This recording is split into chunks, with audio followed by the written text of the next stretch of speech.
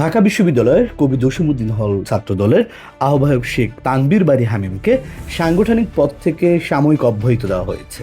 বাংলাদেশ জাতীয়তাবাদী ছাত্রদলের কেন্দ্রীয় সংসদের এক বিজ্ঞপ্তিতে জানানো হয়, সাংগঠনিক শৃঙ্খলা ভঙ্গের অভিযোগে এই সিদ্ধান্ত নেওয়া হয়েছে। ছাত্রদলের কেন্দ্রীয় সভাপতি রাকিবুল ইসলাম রাকিব এবং সাধারণ সম্পাদক নাসির উদ্দিন নাসির এই সিদ্ধান্ত অনুমোদন করেছেন।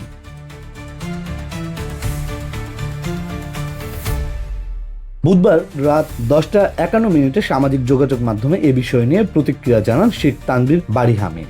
পোস্টে তিনি লিখেছেন, ক্লাস 6 অর্থাৎ 2012 সাল থেকে শুরু করে কলেজ জীবন 2017 সাল পর্যন্ত কোনো সাংগঠনিক পদ ছাড়াই ছাত্রদলের রাজনীতি করেছেন তিনি। পরে জানতে পারেন তাকে কবি জসিমউদ্দিন হল ছাত্রদলের আহ্বায়ক পদ থেকে সাময়িক অব্যাহতি দেওয়া হয়েছে।